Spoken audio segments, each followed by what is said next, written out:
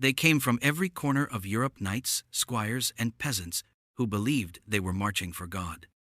They left their homes with blessings from priests, carrying crosses sewn onto their cloaks, and promises of eternal salvation whispered in their ears. To them, this was more than war.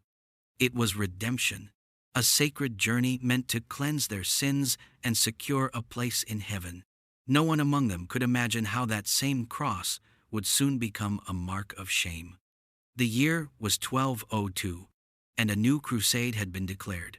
It was supposed to reclaim the Holy Land, to bring back what Christendom had lost. The men who answered the call thought they were heading toward Jerusalem, but destiny, it seemed, had other plans. Before they ever saw a single grain of desert sand, they would find themselves standing before the gates of a city far grander, far older, and far more dangerous than anything they had set out to conquer. The call for the crusade came from Pope Innocent III, a man young in age but unmatched in ambition. From his throne in Rome, he dreamed of restoring Christian unity under his authority. He sent letters to kings and lords, demanding that they take up the cross. His message was simple and absolute: fight for the faith, and heaven will reward you. Knights across Europe sold their estates, peasants followed their masters, and nobles pledged their fortunes. But there was one problem: no sermon could solve the sea. To reach the Holy Land, they needed ships, and there was only one city capable of building such a fleet: Venice.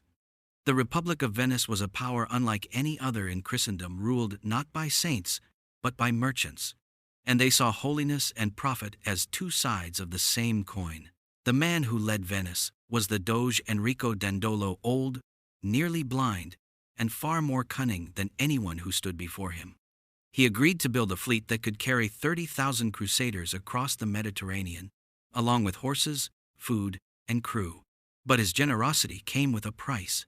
The cost was 85,000 silver marks, more than most kingdoms could raise.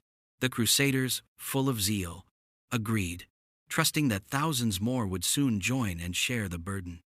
But when the fleet was ready, fewer than half the expected men arrived. The great harbor of Venice, filled with ships but not with soldiers, and the money was nowhere to be found. The Crusaders begged for mercy. The Doge listened and offered them a way out. If they could not pay in silver, they could pay in service. Venice had a rebel city on the Adriatic coast, one that refused to bow to her rule.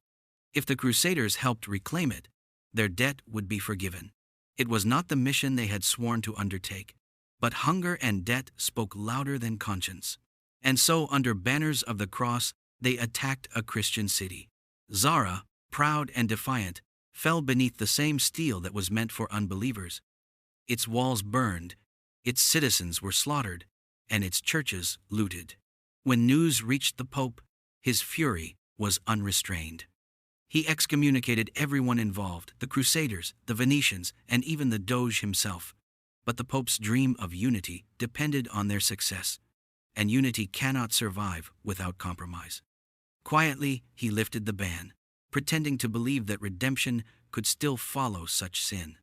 For the men who had taken Zara, the victory felt hollow. Their holy purpose had begun to blur. They had tasted blood, but not glory. They needed money, food, and direction. And in their despair, fate, or perhaps temptation, sent them a visitor. One evening, a young nobleman arrived in the Crusader camp. He introduced himself as Prince Alexios Angelos, son of a deposed Byzantine emperor. His father, he said, had been betrayed and imprisoned in the great city of the East, a place of gold, marble, and endless power. If the Crusaders would help restore him to his throne, Alexios promised them everything they desired: food, men, ships, and silver enough to fund their journey to Jerusalem 100 times over. The offer seemed to come from heaven itself. After months of chaos, here was purpose again, a chance to serve both faith and fortune. They agreed. They would sail east, restore the prince, and then continue to the Holy Land. Yet behind those promises lay a city that had outshone Rome for 1,000 years, a city whose wealth would make even the purest heart tremble. The Crusaders didn't know it yet, but they were no longer marching toward salvation. They were sailing straight into temptation. In the summer of 1203, the Crusader fleet reached the magnificent city on the Bosporus. Its walls stretched for miles, crowned with towers of gold and domes that caught the light of the setting sun. This was the jewel of the East, proud, ancient, and utterly unprepared for the army that now stood before it. The Crusaders expected a welcome. Instead, they were met with silence. The gates remained closed, and the people inside watched them with suspicion and hatred. The Crusaders laid siege. After weeks of fighting, the old emperor was overthrown, and young Alexios was crowned as ruler. For a moment, everything seemed right again. The night celebrated, the Venetians counted their rewards, and the Pope's dream appeared restored. But dreams in that city never lasted long. Alexios soon discovered that his treasury was empty, and his people despised him for placing foreigners on their streets. The riots began quietly and ended in fire. Within months, the young emperor was strangled in his sleep by his own men. When his body was thrown into the river, the Crusaders realized that their promises had drowned with him. They had no payment, no leader, and no hope of ever reaching the Holy Land. Stranded in a city that wanted them dead, they became an army without a cause. Among them, the Venetians began to whisper. They spoke of the city's treasures, of relics and jewels, of gold enough to pay every debt.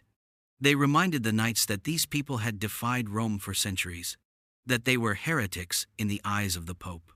The old Doge Enrico Dandolo, blind but unbroken, stood before the Crusaders and declared that God had changed their mission.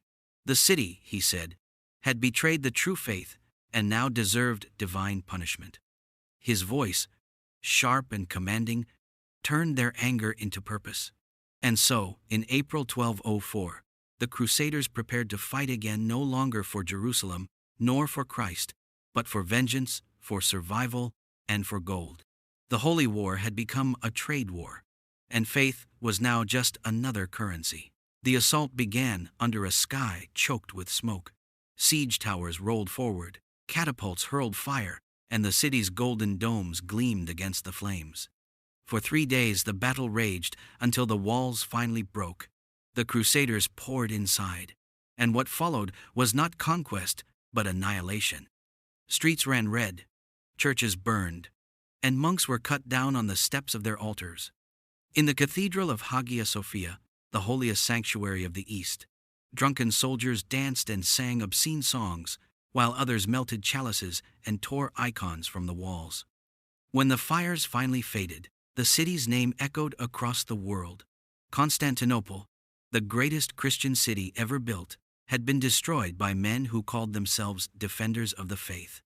The Crusaders crowned their own emperor and claimed victory, but what they built was a kingdom of ashes. The Byzantine Empire, once the last light of Rome, never recovered. When Pope Innocent III received the news, he did not rejoice. He wept. In his letters he called it the shame of Christendom. Thus ended the Fourth Crusade, a campaign born in devotion but consumed by greed. It began as a march toward Jerusalem and ended in fire at the gates of Constantinople. The men who believed they carried God's will had instead carried his wrath. History would remember them not as saviors, but as the army that burned its own city in the name of faith.